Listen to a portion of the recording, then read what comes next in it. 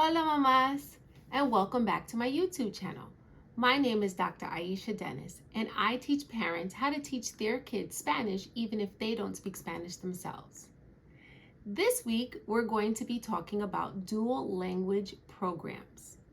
Be sure to stick around to the end of the video to learn 4 new expressions that you can use with your children today. What are dual language programs? Dual language programs allow children who are native English speakers and native Spanish speakers to be in the same classroom learning each other's language.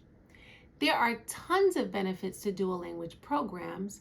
However, I haven't found many successful dual language programs to speak of. So let me explain to you how dual language programs are set up.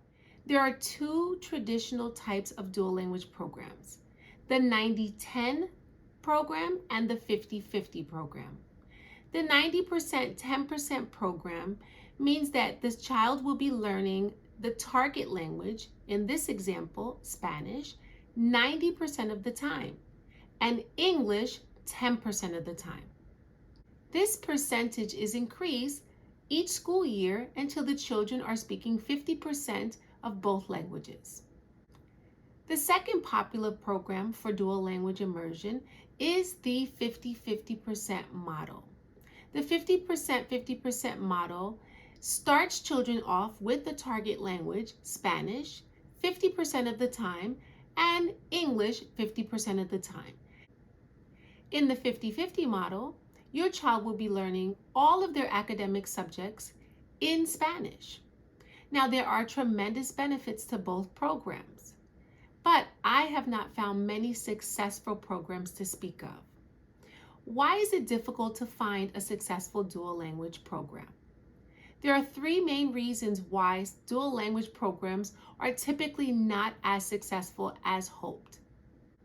Reason number 1, there is a shortage of qualified teachers who are able to teach content subjects in Spanish who reside in the United States. Several states have a working relationship with other countries that enable them to send teachers here to the United States to teach Spanish in those subject areas. Many teacher preparation programs do not prepare teachers to speak in Spanish in these subject areas. And so teachers are learning teaching skills, but they are not learning how to use the academic language necessary to teach those skills to children whose first language is not English or children who are native speakers. This creates a shortcoming for those students who are in these programs, as their teachers are not able to extend the language beyond their personal knowledge. Reason number 2, resources. It is often very difficult to find curriculum that is in the target language that also meets the state requirements for the standards. This means that teachers end up creating their own curriculum, which may or may not fit the needs of the student. There will be gaps in the children's learning, and there will be gaps in their vocabulary if their teachers are not proficient enough in the language in order to teach in Spanish for those subject areas. Reason number 3, funding. Many school districts have opted to remove dual language programs with the hopes that these children will be able to study Spanish when they reach middle school. If you've been following my channel, you know that I always say middle school is too late to start learning Spanish. Because there isn't adequate funding, many programs end up not surviving beyond the elementary level. And once students reach the middle school level, they essentially are starting over as if they'd never been in a dual language program to begin with. While dual language programs are ideal, what I would love to see are dual language programs that are actually successful. While I certainly would not discourage anyone from starting their child in a dual language program at the elementary level, I would be sure to ask many questions as to the success rate for students who've gone through the program in previous years. And now for our 4 expressions for the week.